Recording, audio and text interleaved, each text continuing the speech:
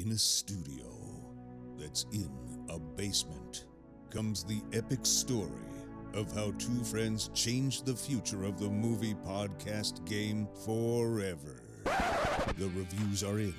Boys Life magazine gives the High Side podcast 4.5 acorns. The Daily Bugle says, these guys are super legit. And Pope Francis declares the podcast as life-affirming. From the kid who tried to get smart with David Spade and got fucking old. You're still out. You're still bad. And the guy who can name all four Baldwin brothers. Alec, William, Daniel, and the baby boy, Stephen. Live from the studio of his parents' basement. The Have You Seen It podcast. Welcome back to the Have You Seen It podcast. My name is Mason Knight, and sitting across from me is the one and only Cash Kraus. Yes, sir. Yes, sir. What is going on? Well, we are here today, Cash, to talk about our TV Tuesday, the second half. Part dos, yes, of our second half of breaking down HBO's The Outsider, the Stephen King adaptation miniseries. So far, it's been a wild ride. A wild ride, but I gotta say, so far, so good. Super fucking good. The build-up from 1 to 5 was really well done. Left you wanting more. It did. It left you wondering more, too.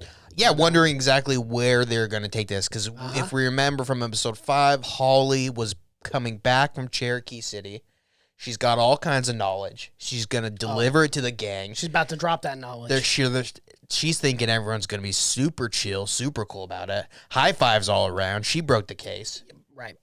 But first, she's got to drive because her car broke down. But she has a little bit of the scare on the bus, remember? She sees someone in the back of the bus, runs up to the driver. He goes full panic mode. He does. Not real cool, calm, collective like you're supposed to be. He goes, what the fuck? And he slams into the guardrails. First thing you do is just yank that wheel. So you hear someone yelling in the back, crank that baby. Gosh. Yeah, not the best. And he's like, what the hell? It ends in a really weird way because he pretty much, the bus driver's just like, all right. He just puts it in drive and just starts going. I was like, okay. This is going to be my ass for sure. Yeah, do you not call the police or something on that? No. Not at all. And, not in Cherokee City. But she was just seeing, it was just El Cuco, the boogeyman. The boogeyman himself just messing with her. Once he gets in your head, it's he can fuck with you. Yeah, he can. His reach is boundless. But so that was happening. Episode 6 is titled The One About the Yiddish Vampire. So Holly returns with her findings. She's gathering the fucking goon squad, whatever they're called. It's a ragtag group. It's just got a little bit of everyone. You got lawyers, you got a PI, you got a detective. You got a wife? She has a sketch artist? She has no duty being on the team, but they allow anyone in. They do. Because they're like doing it off the books. Their philosophy, the more, the merrier. Absolutely. And so Holly, she maintains that the priority is to find the next person infected. Yep. You got to find him. That's how you stop him because he can't frame someone if you're with him all the time. Stupid El Cuco. We're in your goddamn head. Idiot. Yeah, so she pretty much tells everyone that she believes there is an entity, not a person, an entity responsible for all the deaths. And this is taken super well. Well, yeah, the group is like, you know what? I'm so glad I'm on an episode of Paranormal Activity, and that you had brought forth this evidence. Oh, this is the boogeyman. Boogeyman. Oh, see, we weren't thinking. We weren't even putting the boogeyman up there as a possible suspect. So that's good to know. You know what? Pack it up. Yeah, case closed. Holly's got this one, guys. No, it's pretty much what you expect. Everyone's like, the fucking boogeyman? We're paying you for what? Yeah. And Glory, again, different name from the book. That's Terry Mann's. She's fucking pissed off. Heated. And I completely understand. Well, yeah, she's been waiting. I mean, she's just waiting to sue fucking everyone. Oh, everyone. She was just waiting for them. Maybe they could actually find the real person, clear her husband's name. But bring this boogeyman bullshit up? No. No bueno. No, Glory sir. pretty much yells at all of them and bounces the fuck out. She does. And then at that point, everyone knows that they're in for the lawsuit of their lives. Yes. Because everyone's getting sued. Well, the tension in that room is like, that could have gone a little better. Thanks And a lot, everyone's Holly. kind of pissed at Holly. Oh, of course. She's just doing her damn job. Well, I know, but she's been at it for weeks, and you're going to come and tell me it's the boogeyman, El Cuckoo? It's actually the boogeyman. What do you want her to say? You want her to lie to you? But in every other situation. Absolutely. So, so that happens. The entity El Cuco that we know, we punishes Jack. Remember, Jack is the detective. It's the poor bastard. He's a real loose cannon. He is. He's the wild card on the force, you could say, and he's having a rough run. Yeah. He's having a bad couple of days. It's not looking good for him. Well, but, Jack is like the buffet for the grief eater because this man has a lot of grief. Oh yeah, and you don't even have to do anything. You don't, man. Yeah, I mean, it's even for the grief eater. He's like, oh God, this guy is kind of depressing. I actually have empathy or sympathy for this guy. Like I like fucking with don't. people, but this is too much. Yeah, he's a real depressing cat. Yeah, definitely. Yeah, so he punishes him by, it's a fucked up punishment. Not only does he beat the living hell out of him, but he comes back in the form of his mother, his mom, dead yeah. mom. And he does it because he knows that's going to cause the most fucking pain. Yeah. Yep. And it is a great scene. I love when he walks in, his mom is standing there, and she's like, what, 4'1"? Yeah. And he's like, you're dead. Yeah. He's like, and he goes, don't you know you're supposed to be dead? Which is not a fun thing you want to ever have to say to your mom. No, you don't want to have to say In that. any circumstance, you don't want to be in that scenario.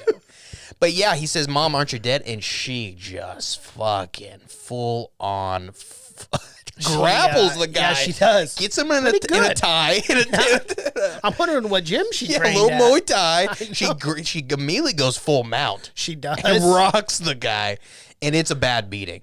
And it's Yeah. legit his mom beating him up. And he can't yeah, do for anything. sure. You're not going to hit your mom. No, of course not. But I gotta say, in my stance, you don't want to think, but after like 30 seconds of getting the shit beat out of you by your mom, I'm swinging. Well, yeah. There's only so much a man can take. At the end of the day, it is self-defense. Yeah, I get You it. can make A a strong couple case. swings, but it's too much. But yeah, Jack's getting the worst of it. Absolutely, he's getting a punch. But we later learn that.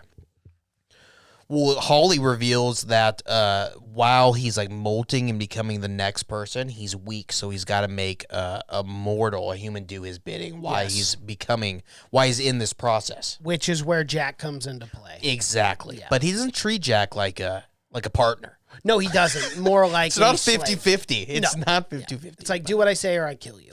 So Jeannie, Ralph's wife, the sketch artist, invites Holly to their house, which Ralph is pissed about because Ralph is pissed at this moment with Holly because he's not believing any of this. Well, yeah, and the thing is like Jeannie obviously believes in this boogeyman. She believes in what She Holly's saw him. doing. Yeah, she saw him physically. You don't need any more evidence But- of that in my mind. But Ralph, again, is just not on board with this. He's pissed off at Jeannie, his wife. He's pissed off at Holly. Yeah. He's not enjoying this whole situation. Well, he's skeptical about it. Very He's skeptical. very skeptical about everything that she's bringing on. And but they go to his house and they use a blue light to where Jeannie saw.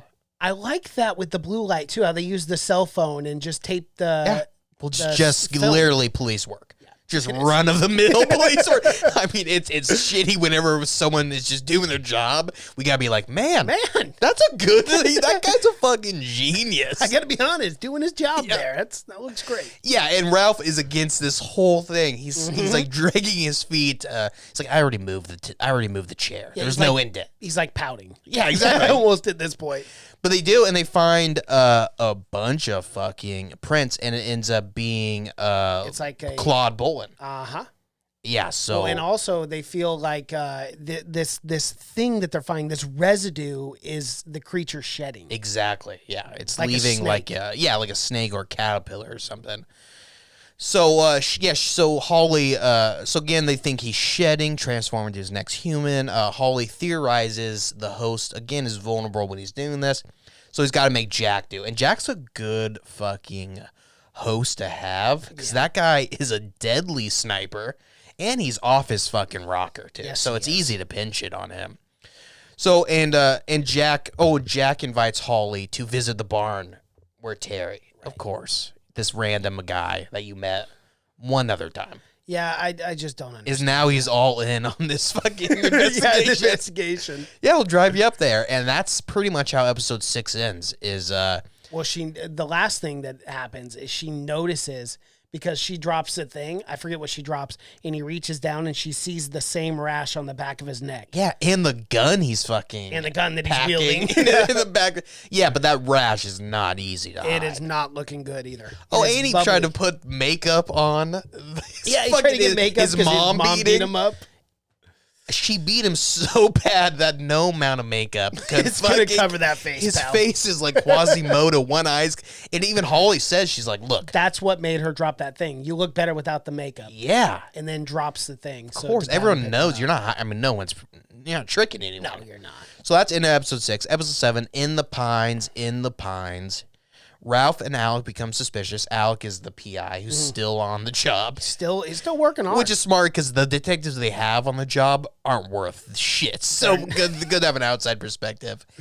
But yeah, he's suspicious about the simultaneous disappearance of Holly and Jack. Yeah, he's like, hold up. Where's my gal? Yeah, again, Ralph is not even connecting the two. No, he's not. He's like, yeah, we need to go, and they go and search Jack's apartment. Find a fucking bloodbath. Oh, there's blood everywhere in the house. From where his mommy beat the shit out of him. And they kind of realize that, and they track Holly and Jack, and they're in the same location. Yeah. So they know they're together. Yep. Holly, for some reason, didn't tell anyone that she was going to the barn. I know. I don't understand why she didn't do that. Yeah, she's like, just okay, give a heads up that I'm going with Jack, and then maybe someone could have said Jack might not be the best person to be alone with right now. But yeah, anyway, seems like he's going through a lot. She managed to trick Jack, and she gets away with him. She does. And Jack again is upset because he is upsetting El Cuco, which is his boss, and he doesn't like doing that. And he contemplates suicide. And I gotta tell you, the guy who plays Jack, I know I've seen him in other stuff. I've seen him in other things, too. He kind of steals the show. I thought he was really good. He is so fucking good at this, at playing this fucking character. Especially this scene when he's in the forest and he's putting the gun in his mouth. Yeah. You can tell he's just, we've joked about him a lot being crazy, but he's like, throughout, he's fighting this the entire time. He's trying his best, but this thing has just got a firm grip on him. Yeah, Will not let go. And again, she gets away with him. He's pissed. I like that scene where she goes to the bathroom, takes his spare keys, and then tricks him. Well, I wasn't sure. Yeah, it kind of doesn't let you know that. Because at first he takes the key, and you're thinking that might be the only one. But it shows her going through her purse. Yep. And, and he's an idiot. He ran out there thinking, I got the only key. Yeah, and they start shooting fucking. Which is a red flag for anyone. And thank God the fucking gas station attendant was some kid, headphones in, didn't hear anything, of course not. So, so Jack has to reunite in the forest with fucking El Cuco, and he ends up having to shoot some hunter, remember? And we get El Cuco feeding. Devouring. Yeah, pretty brutalized. Because he doesn't end up killing himself, obviously. No, he does not. But Glory goes back to work. That's a small bit. She goes back to work, and it doesn't work out. Obviously, it's 2 weeks since her husband died. It's a little early. Yeah, I would say so. And Holly reunites with everyone and kind of says what's going on. Jack's kind of fucking lost his shit. Not a great cop right now. No. And Holly angrily confronts Ralph about not revealing. Oh, because they go and they find Claude. Mm-hmm. Is that my goddamn phone? I think so. That's okay. So they go and they find Claude, but she's mad at Ralph for not... telling Claude what's going on. Right. Because, again, Ralph's not believing it, and they don't want Claude kind of freaking out. But they have to find Claude. He's next. And it's hard to find him because he just quit his fucking job. He did. He said enough is enough. I'm done being the bouncer at a strip club. Claude's going through some bad things right now. Because once you get scratched, he's in your head. El Cuco is in your head, but can also see and hear what you're hearing and seeing. Yeah, and kind of like fucking, make you do shit. Manipulating you. And make you feel really, really scared because it's making you do that, make you feel paranoid so it can feed off you. So it does that. They continue to struggle and whatnot, and, with Ralph and Holly being angry at him.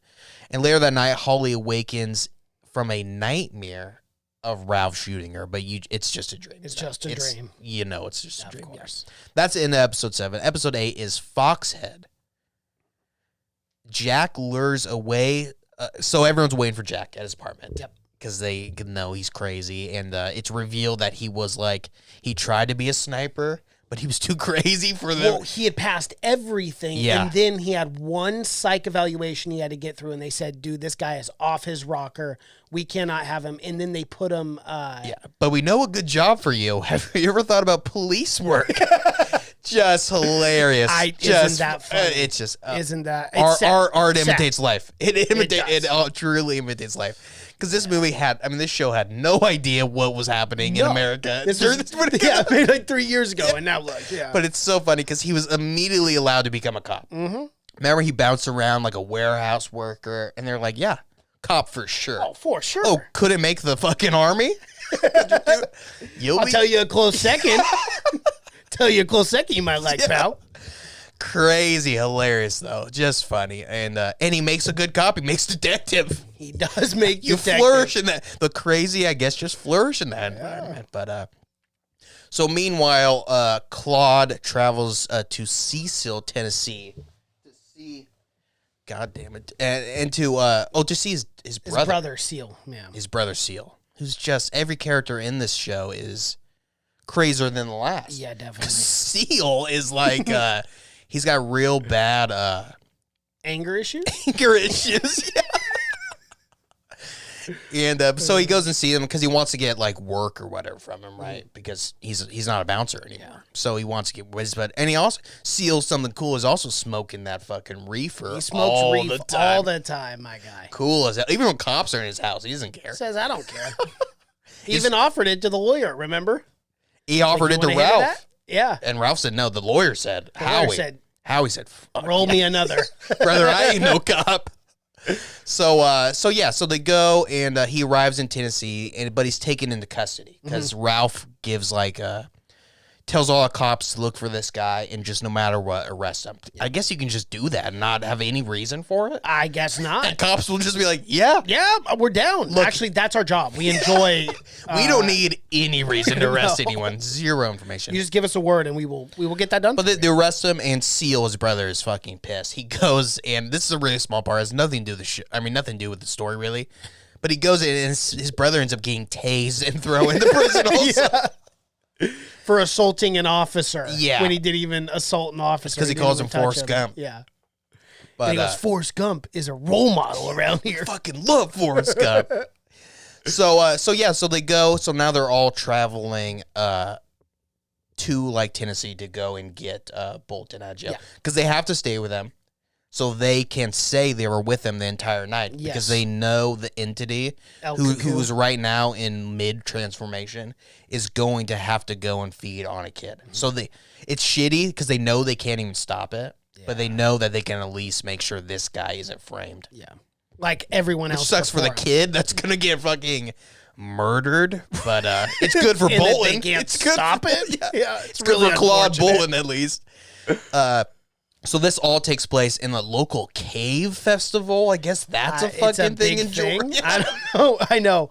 The cave thing. It's just people looking anything to do for another normal day. Like caves, we'll make a festival out of that. Why not? So they go, and they we get like a few moments with this family and this boy who is going to be the fucking victim. Exactly. Yes. And the entity, he attempts to take the boy, but he actually gets fucking caught. He does get caught, I was very shocked that he got caught. Yeah. I thought for sure they were building this whole thing up just to murder the kid.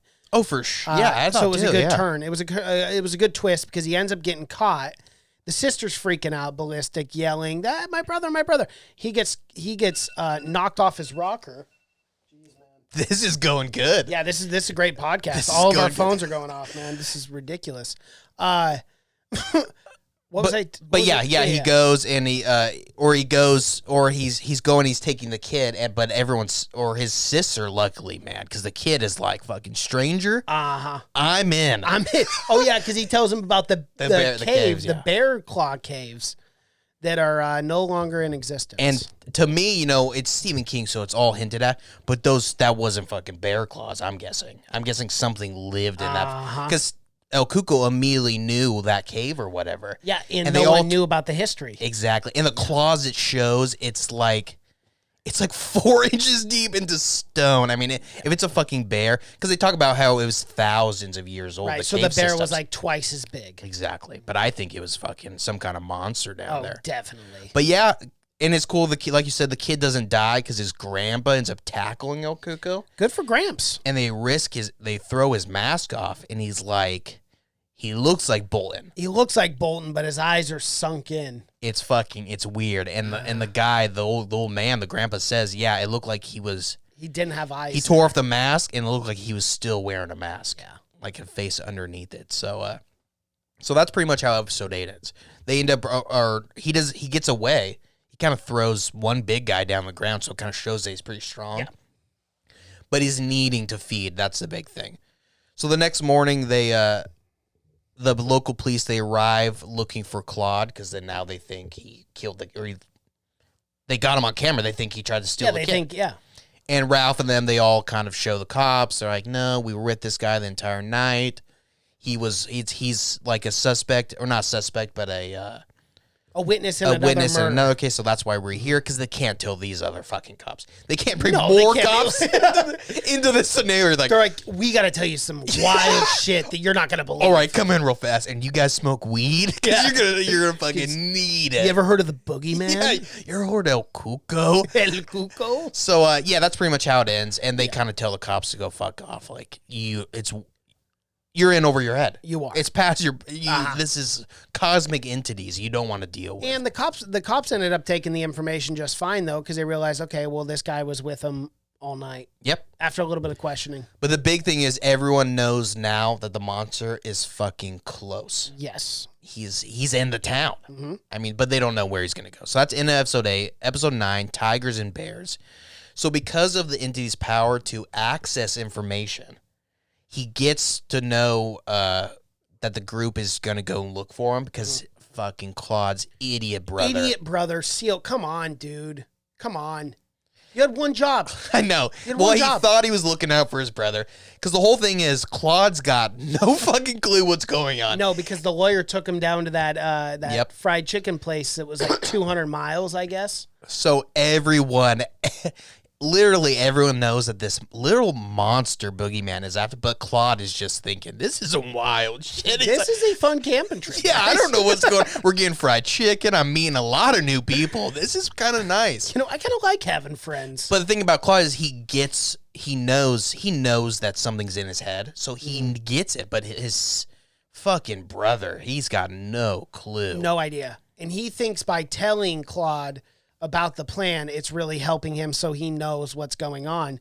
But in reality, as we brought up earlier, El Cuco sees and hears what Claude hears and sees. And it's cool because right when it happens, we get like the flash to El Cuco. He's in the caves and he's eating like, that deer. And he's eating that deer and he comes up. It's the sounds he makes are fucking, because he's never a monster. He always looks like another person, unfortunately.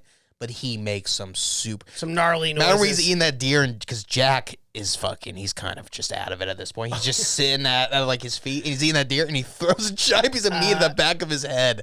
It's hilarious, but he's just fucking with Jack at this point. Oh, definitely. But he knows, he kind of snaps into action because he knows they're after him. Mm-hmm. And it's revealed in a series of flashbacks that half the fucking town, I guess, died in a cave because they went in to look for 34 people. They went in to look for two missing boys. And as soon as they get down there, they're yelling as loud as they can. Yeah. I love the way they told this story because the whole time those boys were going down to the cave, I'm thinking, oh no, they're going to get eaten by El Cuco because I thought it was present day. And then they flipped the whole story on its head. Oh. And you realize that it was from a long, long time ago. Yeah, I figured immediately from how they were dressed that it had to have been. I know, and the fact that it was only a quarter to go in. Too. Yeah, and the flashback was that like had that grainy yellow tint. Mm-hmm. That always is flashbacks. Right. But yeah, I figured once they were because they were like in the barn or whatever, and they went to find this new cave system or whatever, and they got trapped there, and then they got to rally the entire town. They go down there and everyone gets trapped. But it's crazy enough that El Cuco, he he couldn't get to the boys. He couldn't get to him. Nope. He couldn't get to all 34 of the souls. But he had just absorbed everything. And to me, it kind of makes me think like that is maybe what gave him life. Like maybe he was lying so long dormant into these caves, and then this great tragedy fucking kind of woke him up. Yes. And then from 1947 on, he's just been killing everyone. Yeah. Yeah, because it sucked he couldn't get to him. I mean, just imagine being right there on the other side and be like, I just want to eat those kids. Yeah. They're so tasty. And they're so scared, too. Yeah. I can eat them, but yeah, so he got to absorb the grief of those. And it's told through Seal. He goes, just imagine the last breath of the last guy, and how dark things got down there. Yeah.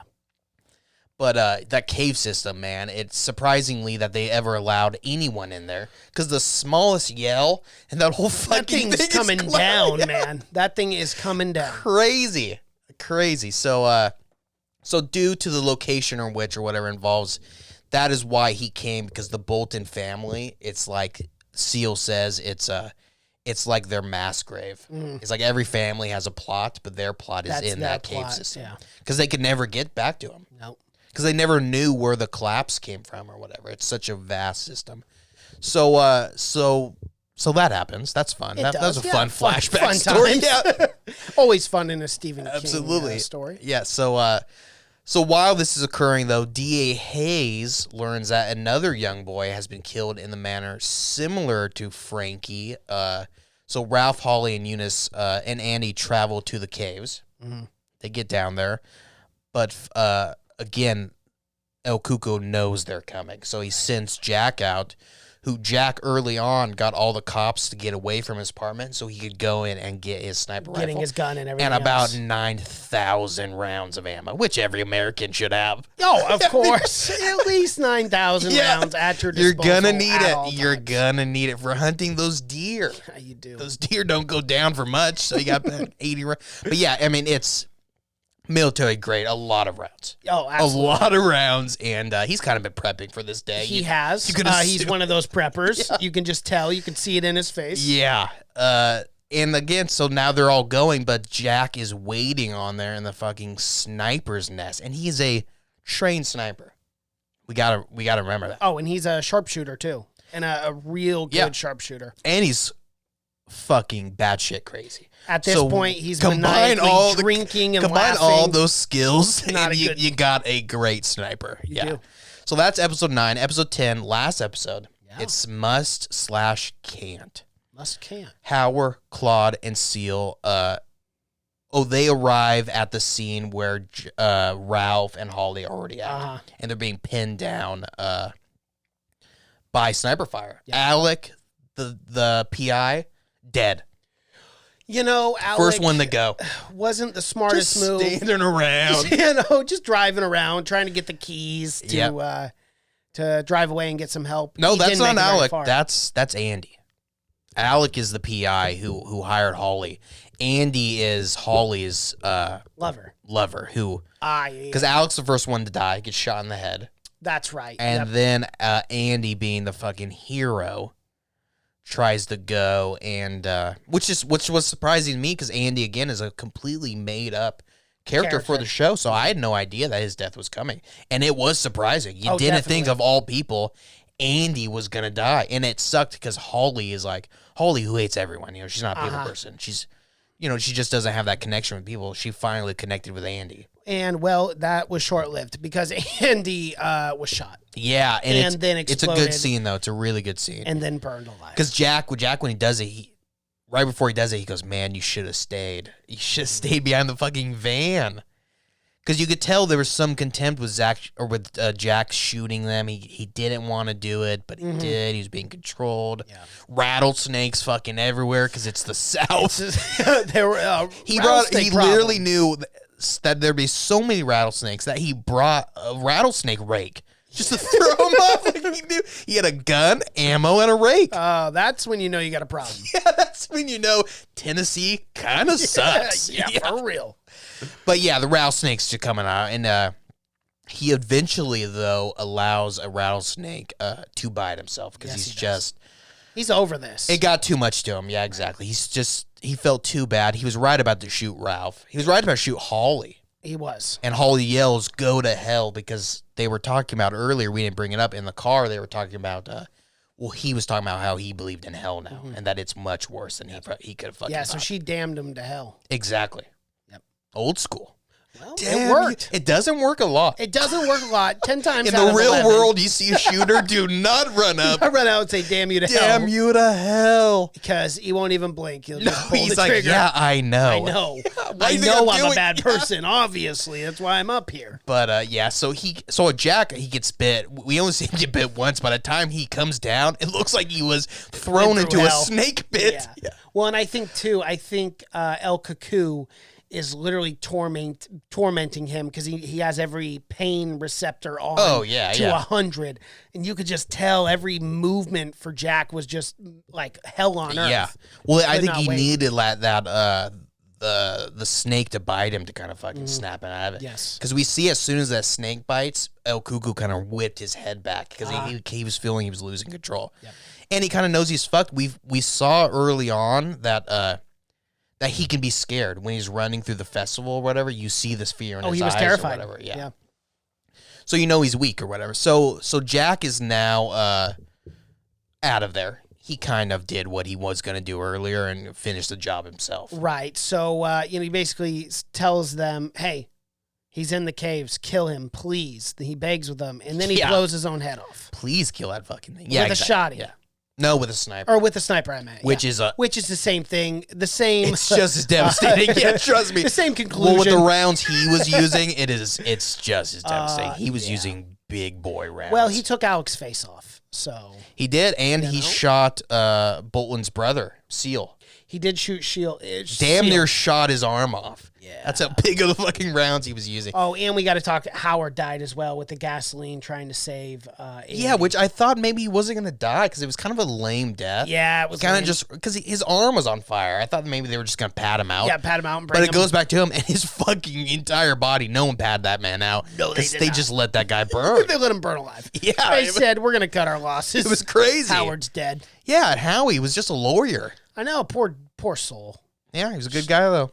Smoked some weed. Never was going to make it. No. But, and he was the only guy to defend Terry.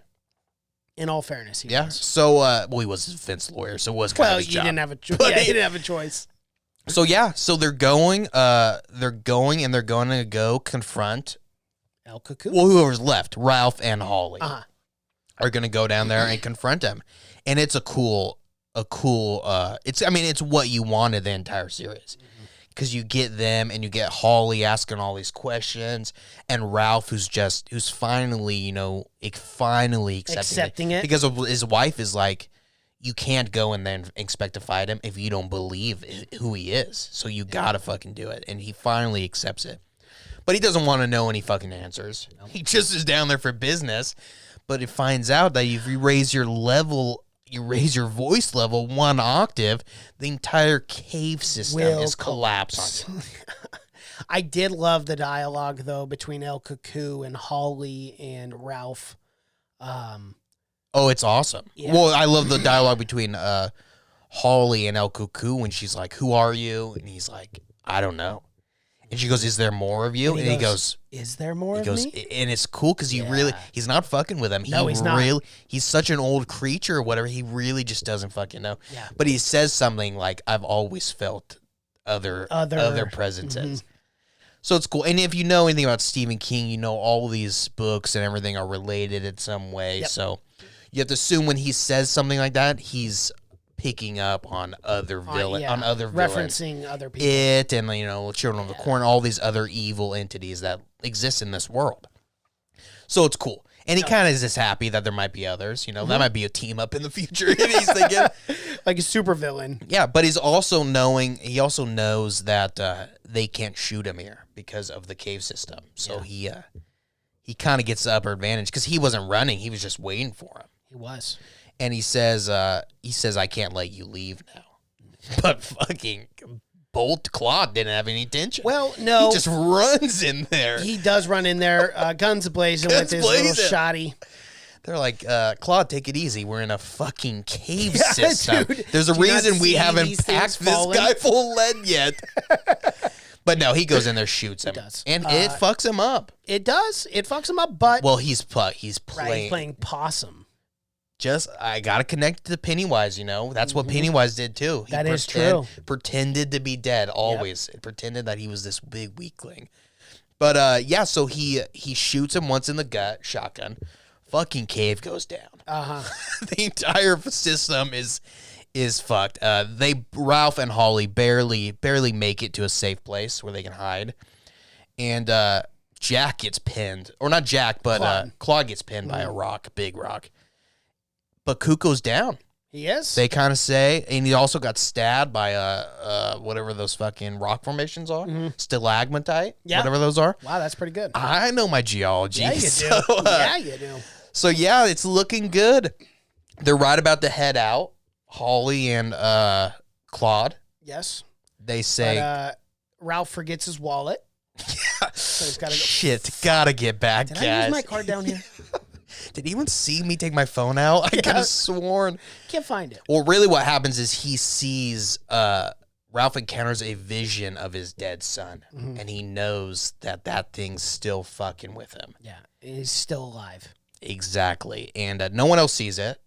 And he says, I'll catch up with you. Yeah. I got something. See you guys at the top of the cave. I got one more thing I gotta take care of. And it is, I'm really glad they did this, because I hate when movies, when, you know, they just shoot the bad guy one time and they walk away. And they spent this entire time being tormented by this monster.